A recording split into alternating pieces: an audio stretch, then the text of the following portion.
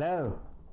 Welcome to the Goods. I know that you have been looking at us wearing our Fly Goods podcast gear and wondering where can we get those. Well, guess what? We have the answers for you. We have it here, Teespring.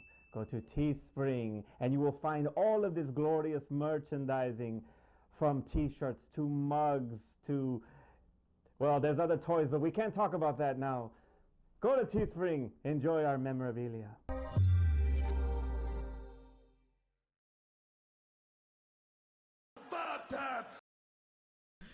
And we're back, all Flash. No substance. So today's top 5 is the top 5 Harrison Ford films, which we should be ashamed of ourselves because we've never freaking done Harrison Ford at all. But it's his 79th birthday.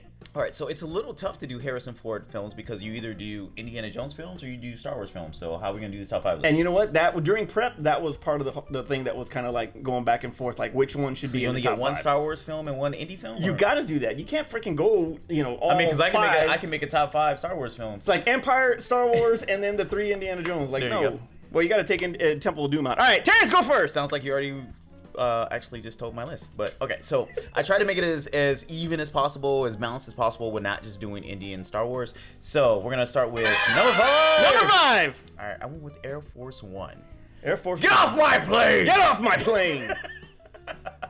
This is the first time I got to really experience old Harrison Ford. I feel like this one should probably be called how they did Jerry Action, where they were like this is the beginning. This is before Taken. Right? This is before Taken. This is before Red. All that other stuff. This is like Harrison Ford, old grumpy, which is kind of who he is right now. And he's like, "Hey, I'm the president. Get off my plane." But in a situation where the president is under siege, and I mean, there's a movie called Under Siege too, where the president is being attacked and he has to somehow defend himself. Did they need Wesley Snipes in this? They did. If this episode crossover with Passenger 57, this would have been amazing. Passenger 57 is on Air Force One. I love it. They should go ahead and do a sequel right now. Yeah. Cut her in there. Number 4. All right, number 4. I went with Blade Runner, and you could pick whichever cut you want to pick, because I've only seen one. I've seen a director's cut, and I know there's a director cut, and there's the extra director's cut, and the theatrical one, and the straight-to-home video one, and all the other ones. I've only seen one, but for the time that the movie came out, it was the most futuristic movie that you could possibly see. Even though I really didn't get like how important the replicants are by looking too human when that's how they designed him to be. I thought Rutger Hauer was the standout on that one. Him and Daryl Hannah. But look, so this was I felt like this was shortly off of Star Wars, right before Indiana Jones, and we really got to see how like Harrison Ford can really lead a movie and kind of take over it and be the focal point of the film. Okay, like I said, fair enough. This movie still sets the standards for like what we expect out of like a super futuristic, I want to say there's a term for it where it's futuristic but it's still kind of grounded into like a real like a grungy tech type deal. But most films that are futuristic really trying to base themselves on Blade Runner. And like I said, what he did in Blade Runner, being this, I can decipher when somebody's human and when somebody's a replicant or a cyborg or whatever we're calling them in this particular point thing. He really sold me on that, and just being and building the universe and all of that. I feel like do you think that Blade Runner was like kind of like a precursor to what the Matrix is gonna be? Oh yeah, all of the Matrix and any other futuristic film are all based off what Blade Runner did. Okay. So that's why I have it as my number 4. Number 3. Number 3. I went with The Fugitive.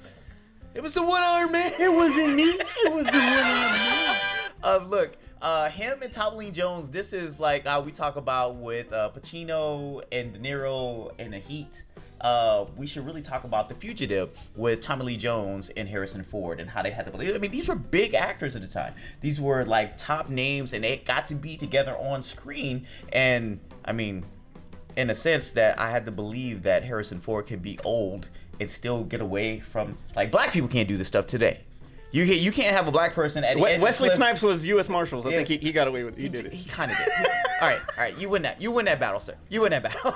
Yeah. Wesley Snipes outran Tommy Lee Jones. It's like you wanted to root for him. And it was like, you know what? Hey, he didn't really kill us. It's like, let's be a fugitive. Let's be at law. And somehow he's just going to wait it out till they figure out who really killed his wife. But the movie was entertaining. And this was one of those things where I feel like it really broke the mold from what we already had established. Or so like we we were used to typecasting Harrison Ford, right? He was an action guy, he was a sci-fi guy, and this one kind of got him more into something more suspenseful, more action-oriented. That wasn't to where like it's just fantasy, right? Okay. So I really like him in this film. Like, I kind of almost wish they would do a remake to it without Harrison Ford. Yeah, but it was called U.S. Marshals. I give up on that one. Number two. I now move on to my Indiana Jones pick. Which one do you think I got? You got Raiders. No, I don't. Okay, you got Indiana Jones and the Last Crusade. Okay, so hold up a second. I have Indiana Jones and the Temple of Doom. Why? Because it's got Data in it? I like the Temple of Doom. So one, because Raiders of the Ark is actually a pointless film. Okay. It's a pointless film. How the hell is Raiders of the Lost Ark a It's a pointless film. All right. Why? All right. If he had let the Nazis get their Ark, they still would have died. You can thank Carla for that one because we always talked about that. Yes, sir. We're not gonna say what you we're not saying that one. All right. But I love Temple of Doom. Temple of Doom is a good one. It's not like any of the Indiana Jones films were a bad one except for 4. So you can enjoy them all. Like I said, it always sticks in the back of my head that Raiders of the Lost Ark is a pointless film because if he'd just let them have it, they still would have died. Okay. Right. Okay, Temple of Doom, fair enough. But and I can't say Last Crusade because Last Crusade, I feel like Sean Connery kind of stole that film, right? Okay. All right. So I gotta say Temple of Doom. All right. Number one. Number one. All right. So number one. Did I even write down number one? Oh my. Oh yeah, I did. Empire Strikes Back. Okay. That I was about to say. All right. So it had to be on there, right? Yeah. I feel like if that was anybody's movie, it was Harrison Ford's movie. Okay. It's like Han Solo. Been drinking. Han Solo literally took over that film, right? It was really about his trek through like trying to help the rebellion, right? Star Trek.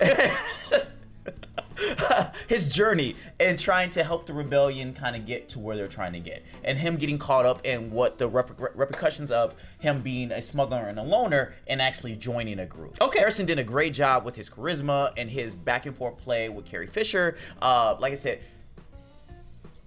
Luke Skywalker was basically a side character in this movie. This was the Harrison Ford movie. Okay, I'm agree with you on that. All right. I'm agree with you on that. And that was my top 5. My number 5. All right. My number 5 starts with What Lies Beneath. That was a really freaking suspenseful freaking movie. But wasn't I know it that it was more Michelle Pfeiffer. I get it. But he was freaking, like, you want to talk about something that was completely out of character? That movie was, like, completely out of character for Harrison Ford. Because I have to believe Harrison Ford could never cheat. No, everybody knew that. But I'm talking about him being a freaking cold-blooded killer and doing anything to hide what he's done and all of that stuff. Like, you know, that's just something that you just don't He actually, he was the one-armed man in this. He was the bad guy for sure. He was the one-armed man in this movie. So that was completely out of character. The suspense, the ending is probably one of the top endings like what ever. Was the movie with Glenn Close in Fatal Attraction. Fatal Attraction. Yeah. Isn't this just a Fatal Attraction knockoff? Then? No. Well, yes, but in Paranormal. Okay. Paranormal Fatal Attraction. Okay. There you go. All right. Number 4. I need some help with this, and my boy Double Down over here helped me out with this one, and I am gonna go with Clear and Present Danger. Okay. And the reason I'm going with Clear and Present Danger is because, you know, first of all, he took over the role for Alec Baldwin from Hunt for Red October, right? Okay. As Jack Ryan. He took it from them. He went to Patriot Games, but I think it was Clear and Present Danger, like when you really saw what he can do as Jack Ryan. Okay. So, you know, the acting was really great. He took the character to another level. Wait, he was Jack Ryan in this? Yeah. The character that they've been putting in all these other movies with... He's Jack Ryan, yeah. Seriously? Alec Baldwin started it at Hunt for Red October. Oh my God, I didn't realize that. Then Harrison Ford took over Patriot Games, and then Clear and Present Danger was I the third never one. once realized and that. And then Chris Pine freaking had it again. Yeah. And then what's his name from The Quiet Place? Yeah, Zach Krasinski. Krasinski. Yeah, and it's like he's Jack Ryan now. All right, number 3. Number 3 is also The Fugitive. Thank you. Yeah, it was that. I freaking love that movie from beginning to end. It was really good. movie. But the whole mystery of it and him trying to find out, him going through all these things to solve this mystery and everything that he do, dyeing his hair, becoming a janitor, everything that he did to try Only to find stuff all these that white facts. people can do because we'd have been caught first day. We'd have been caught the first day. Unless you're Wesley Snipes. Or we'd have been killed at the waterfall thing. Number 2. Number 2. I'm gonna change it up, and you're gonna hate me for it. It's all right. You gonna go Empire? No, I'm gonna go Last Crusade. I'm gonna go Indiana Jones and the Last Crusade. That's more a Sean Connery movie than I don't care. It was a freaking great. Sean Connery took over that movie. It was a great movie. movie. It's my favorite one. By the way, you don't even have Raiders on your list. Well, it was originally gonna be my number 2, But I had to go with freaking Crusade. It was just it's my favorite one. The banter between between father and son, and just the comedy aspect of it. Everything that, you know, at the end when he's testing, and you know what I liked about it too was, like, you know, you're looking for the Holy Grail, and everybody is freaking thinking all gold and jewels and all this other stuff. When in reality, it was just something that was plain and basic. Right. And sometimes it's kind of like, I mean, but if they didn't look over the room and it was like, oh, look, all of these diamond encrusted and jewel encrusted cups. Hey, what's that one that's over there is just not doing nothing? It seemed pretty obvious. True, but a lot of people don't see that, and it's what I'm talking about, like how it reflects as far as the simple life. So if you were just observant, versus it's like you didn't have to be like touched by God. I was just observant, and then I survived. Yeah, basically. Okay. All right, number one. Number one is also Empire. Thank you. And you're absolutely right. He pretty much did take over that movie, but then and it kind of like you know, had that exclamation at the end when he's frozen in carbonite. And then he pretty much sets the tone. They leave you on the cliffhanger, but you're so worried and you're thinking about, like, what the hell happens to Han? Yeah. Oh, Luke got his hand cut off. Oh, that's the father. Yeah, whatever. What happens to Han? Exactly. So, you know, it's the perfect lead-in, as far as you said, the cliffhanger and the perfect lead-in to Return of the Jedi. And he started, because Return of the Jedi, pretty much it goes back to Luke. I think it goes back to Luke and Return of the Jedi. It does. They gave him a break, and then it was like, oh, we kind of forgot about you in the sequel, kind of like Bad Boys 2. All right, honorable mentions. Honorable mentions. I forgot to write my honorable mentions. All right, my honorable mentions start off with also Blade Runner. Ridley Scott, man, that was a good freaking movie. No, it really Scott was did good. In the '80s, so I got that one. I got Air Force One. I got Return of the Jedi. Witness. With the Amish kid when he's actually... I've never seen it. Yeah, that's a good freaking movie. Okay. Witness was actually pretty good. And that's pretty much all I had. All right, cool. Sounds like a great honorable mention list. I heard Regarding Henry's good. I've never seen that movie. I have not seen that movie either. Some of his later stuff, I mean, if it was more drama, I really didn't get into it. Would you put Force Awakens in that? I'm going to say Force Awakens in my honorable mentions. Dude, he was in that movie for 5 minutes. No, he was not. He was the freaking... It was all him. It was like 15 minutes into the movie, he was dead. No, he was... Spoiler. Okay, anyway, all right. Terrence, take us home. All right, guys. Please make sure you put your top 5 list in the comments below, because I feel like I have not seen a lot of Harrison Ford films. So whatever you guys suggest in your top 5 list, maybe I'll check it out. Probably won't. But if this is the first time you're on the channel, make sure you go to subscribe, as well as click the notification button, so that way you're aware of all the other things that we do on the channel. For Aspen and Art, wherever the hell they're at, and I got Pinche Zeke over here, Yeah, I got Double Down over here. And we may not cut this episode. We're not going to cut this episode. Cold-blooded. All right. I'm Manny. I'm Terrence. And we'll see you next time. Real quick, if you're still here, because we do these into the video little blooper things. If you're still here, look down. There's a link here for Patreon.